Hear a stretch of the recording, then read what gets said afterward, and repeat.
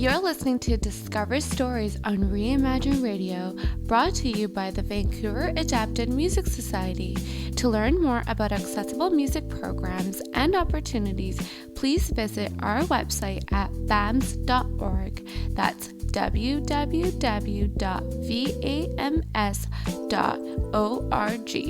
Now let's get into today's episode. Well, welcome, Dan, today for our episode. Why don't you tell us a little bit about yourself, and then we'll hop into the questions. Thank you, Manisha. My name is Dan Ashworth. I'll just do a quick visual description of me. I've got blonde hair, blue eyes. I wear round tortoiseshell glasses. I'm just wearing a black and white t-shirt. I've got a pale complexion, and I've got a cerebral palsy. I'm a really big fan of music. I've been involved in music pretty much my whole life. I work in kind of the accessibility side of music now, but I used to do journalism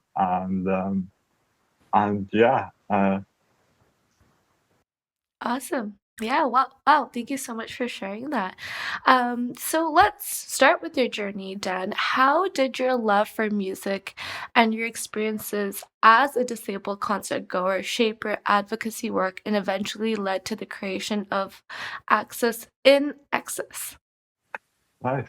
Yeah, so like I said, I've always been a huge fan of music. I'm from the UK.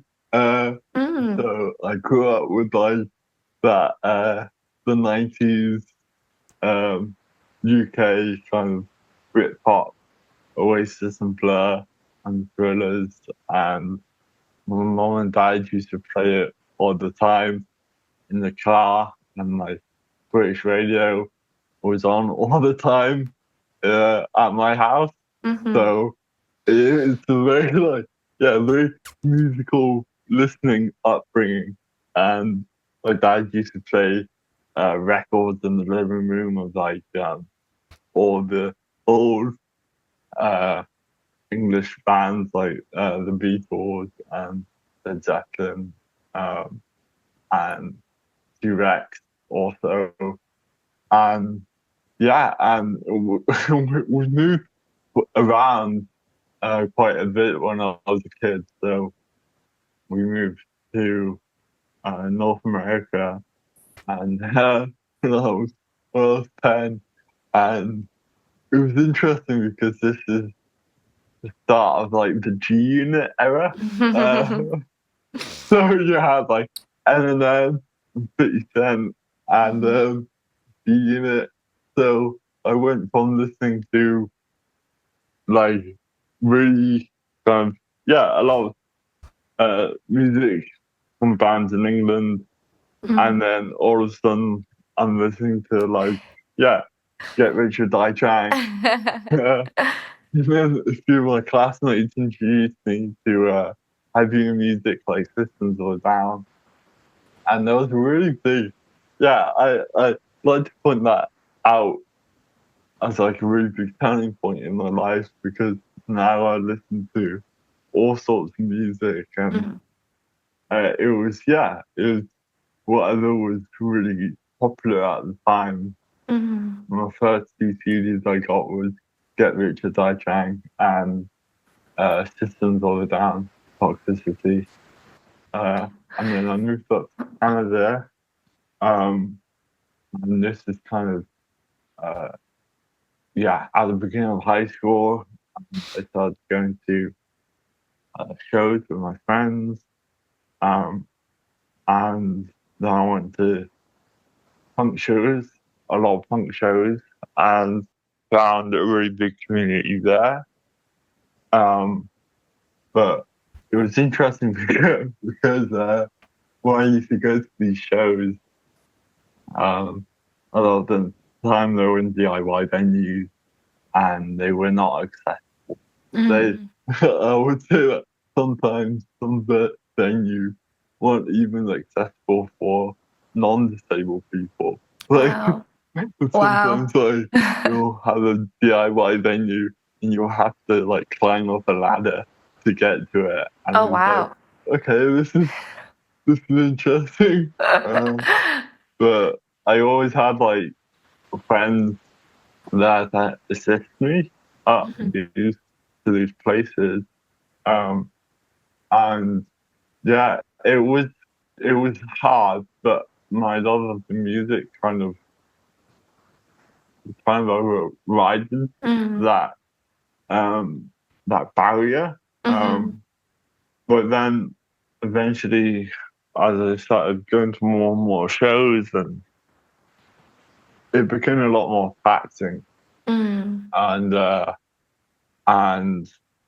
a lot of the time I was the only person there with a visible disability. Mm. Um, so I started noticing that. I'm like, well, this shouldn't be the case, really. Mhm. These spaces are often viewed as welcoming and everyone's invited, especially in the punk and hardcore scenes. Mhm. But at the same time, there's these huge barriers in place that people can't access.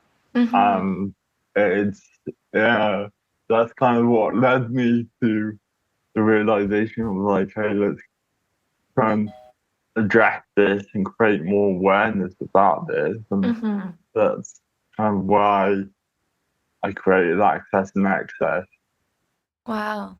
which I I don't know really what the direction of it is just yet, but it's just raising awareness about venues and festivals, um, about their accessibility, um, and trying to get the word out that this is an issue that a Mhm. lot of people face, and we need to come together as a community and make these spaces more inclusive and Mhm. welcoming for Yeah, absolutely, absolutely, yeah.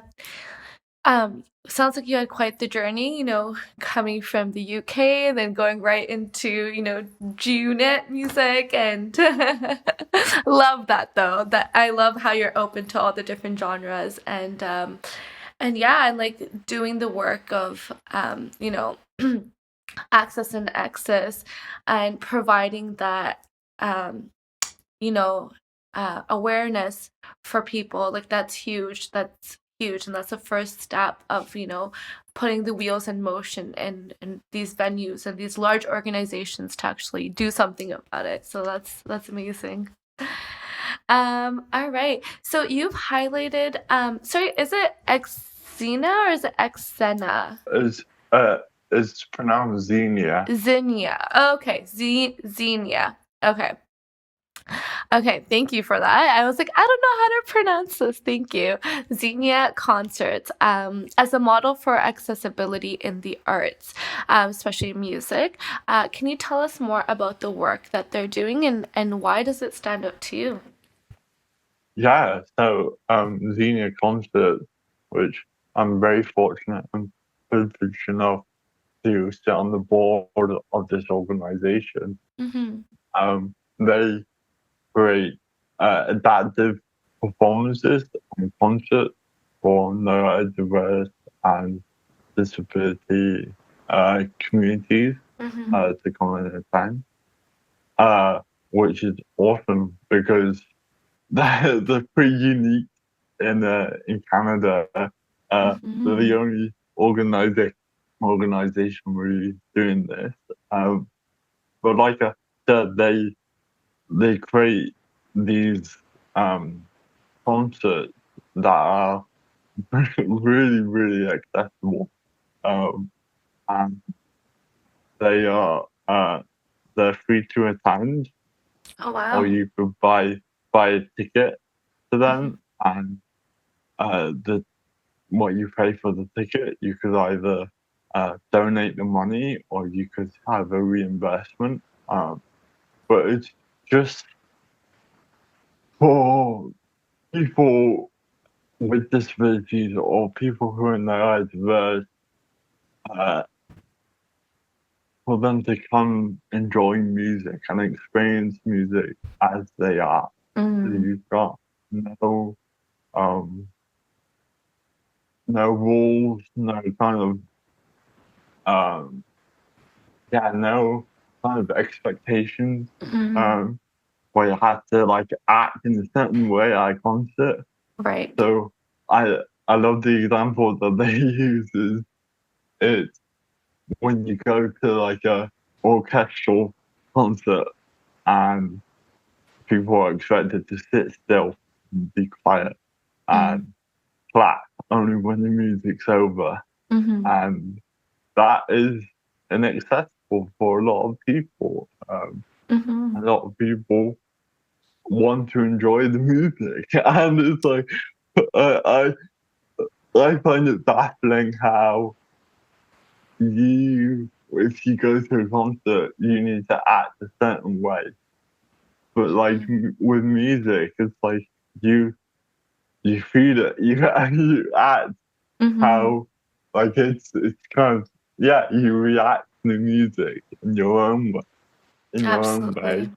and Mhm. that's unique to you. So why do you have to have this like mask on when attending these shows? Mhm. And that's what's really powerful about Xenia, Mhm. um, and what they do. Um, and it's for everyone. So it's for families that want to enjoy a concert. It's for individuals that just want to hear the music. Mhm. Um, and it's really great because it's interactive as well. So Mhm. after the performance is done, it's not like a long performance. It ranges from like half an hour to an hour, Mhm. and after it, the audience is welcome to go and interact with the instruments Oh, and cool. play them and just like touch them and have that kind of connection further to the music that they've just experienced. Mm. So it's really unique and it's really uh, well put together. Mm. And they do artist training.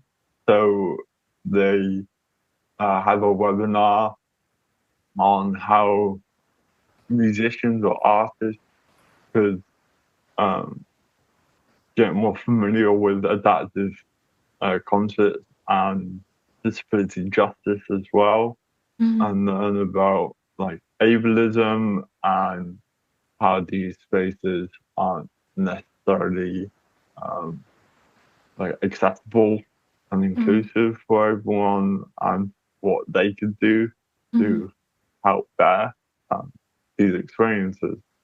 So it's a really great organization. Yeah, it sounds amazing and very powerful. And it's so cool to see that they allow individuals to be free in how they want to express themselves and how they want to, interact with the concert, whether it be, just listening or reacting, and then they're able to actually like play the instruments or feel them and then interact with the artist as well. So that is very, very cool. Um, Now, I just wanted to know for our listeners, if anyone wants to attend these concerts, how do they kind of find out what's upcoming, or how they buy their tickets if they want to purchase a ticket? Um, Yeah. yeah. Um, so you can visit their website. Okay. It is Xenia Concerts. So XENIA and then concerts CONCERTS.com. and there on their website you can find all sorts of information about events that are coming up and tickets as well. Okay. Like I said, they're free to attend. So Mm-hmm. if you want to buy a ticket and donate the money, it goes back into producing these adaptive concerts, so more people can enjoy them. Amazing. Yeah, thank you so much for sharing that. And we will make sure we put that in the episode description so our listeners can also click the link if they need to. All right. So, um, Dan, what are some of the most common accessibility issues you've seen at the music festivals or concerts? I know you talked about a little bit about it in the last couple questions. Um, Yeah. but yeah, what are some of like common themes you've noticed? So common themes are like one really big one is the lack of information. Um, Mm, so just trying to search basic information like if the venue has stairs or if the festival what kind of terrain is it on? Is it on like mm, grass or concrete? Those and like transit as well. Like, what's the best way using public transit to get there? mm, Um, a lot of that information is quite easy to find and to communicate. mm-hmm, Yeah, a lot of people, a lot of event organizers, venues don't have that, and that's a real issue because when you go out and you have a disability, you you oftentimes want to know what you're getting yourself into. And if you have that information, you can make the judgment of, oh, would I want to go to this festival or do I leave it out or go to this venue? Um, that that is a huge thing that in order to kind of, I don't know, get people out. mm-hmm, Like I've been wanting to go to like a concert before, and I go search up the accessibility information of the venue, and there's no information available. wow, That sways me into not going because I don't know if there's gonna be 3 flights of stairs yeah, or like absolutely. the bathroom like downstairs. Um, so that's a really big one. Transit is another big one. Oftentimes, um, shows go out late, Mm-hmm, and um, sometimes it's obviously like if you're going by yourself or with friends or anything like that, using public transit like that late at night. Sometimes the buses don't run, or it's just it's a little bit worrying at the times when you're out late at night and you're by yourself or you're just with a friend and it's it's not you feel quite vulnerable mm-hmm, at times. Um, yeah, but I've like um, I've spoken to like event organizers that are putting on shows at a venue and um, ask them, hey, like I know this venue has like step free access and like a bathroom, an accessible bathroom available. Would you mind putting that in your event poster or your event post or social media, just so people know, hey, like that's really cool that they put that there. mm-hmm. I might want to go to that now. So it's really, it's I find. that's pretty important. Yeah.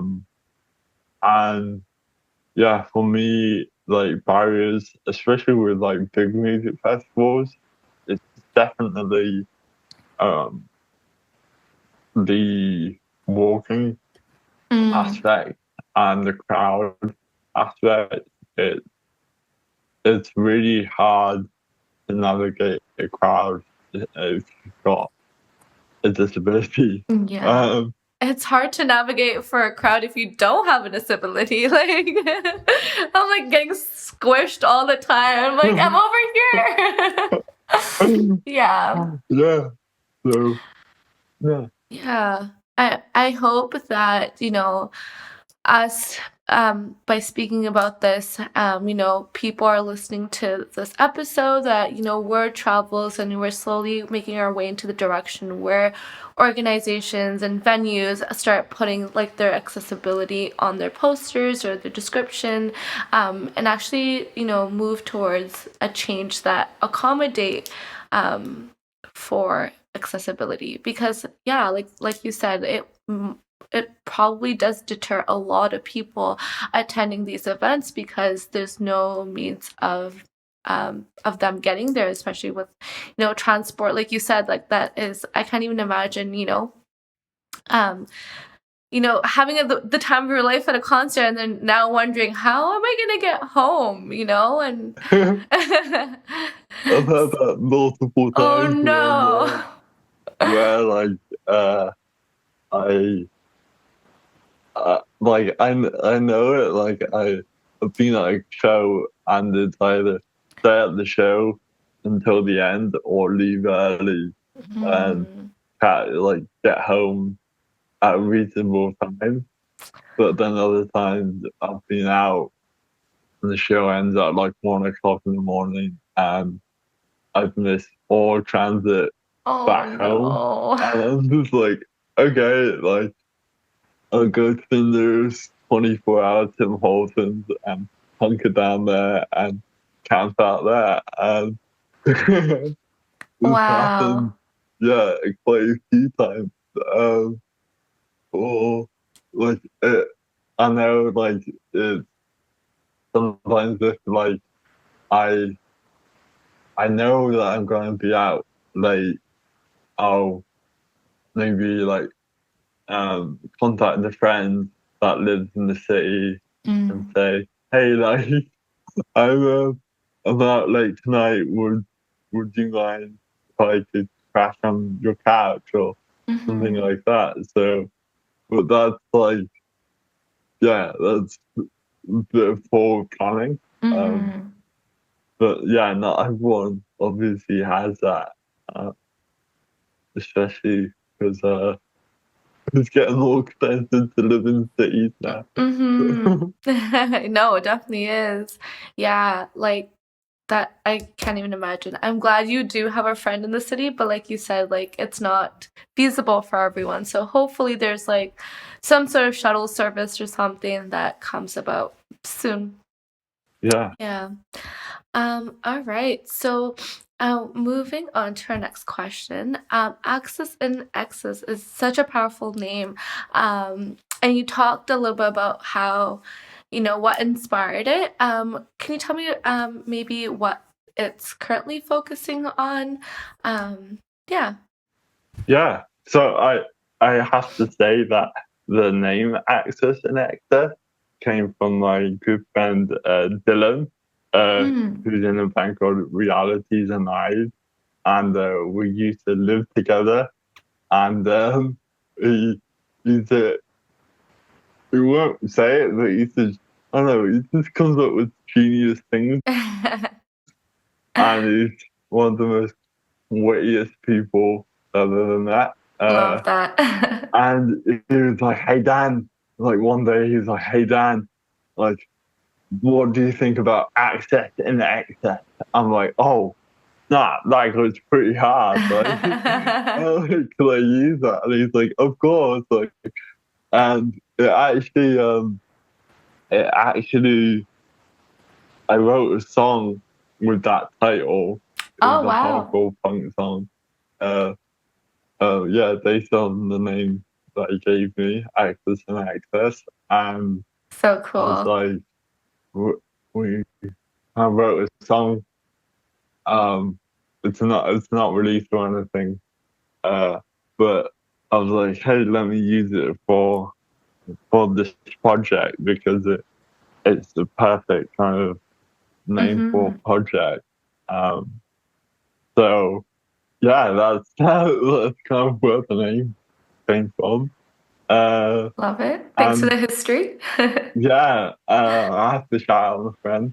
Of course. And yeah, so this project, so I'm currently focusing on working with festivals, um, whether that's grassroots or more established festivals, uh, to kind of help them start their accessibility journey and really plan out, okay, what do we need to do in order to get this festival more inclusive for Mhm. people.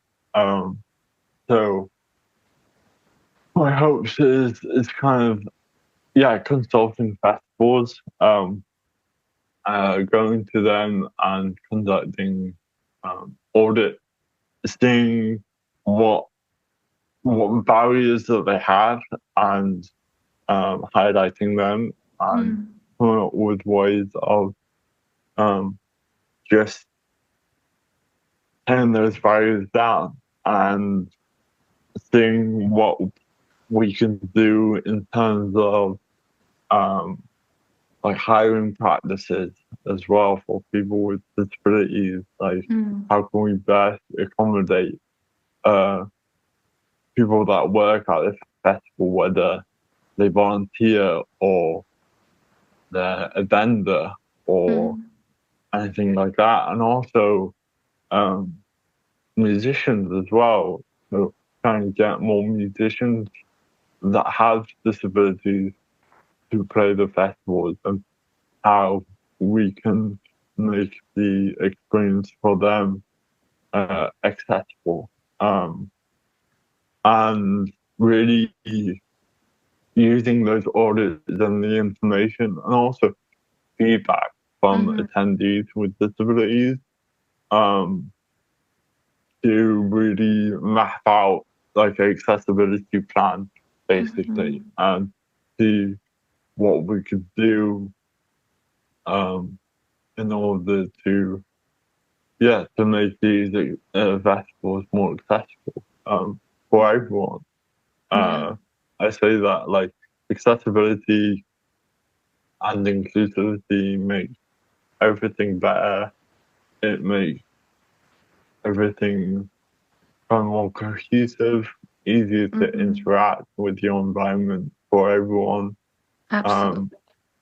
and it's it goes beyond like people with disabilities. It's for people with families. It's for people who are older. It's for it's for a lot of different people. And when these festivals start making a really good effort to change, then you get a higher retention rate, and people take notice and really want to come and experience the festival. Um, Mhm. and I've been at festivals before where it's there's a lack of accessibility, but there's such a strong community of attendees and staff at these festivals, and they do everything in their power and in their means to help you out. And even that is acceptable. Like, Mhm.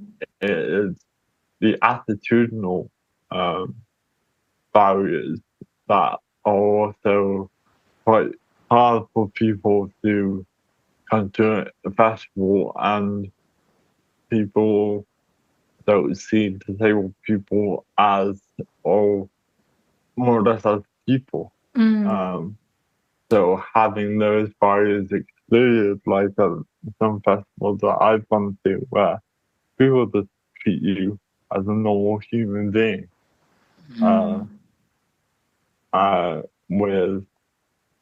With a disability, and you need help just as anyone needs help.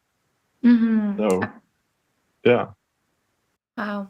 Thank you for sharing that. That's amazing. And I can't wait to see where, your project leads you to. And like you said, I think the more educated people are, the more that people actually see individuals with disabilities attend these events. I think that would, shift the direction in more of an inclusive environment, and seeing you as people who want to just enjoy these festivals like anyone else. And so I'm super, super happy to hear and can't wait to see what else Access and Access brings us. Love it. Thanks for tuning in to Discover Stories on Reimagine Radio. If you enjoy our content, please support us by subscribing to the YouTube channel or following us on Spotify. See you in the next episode.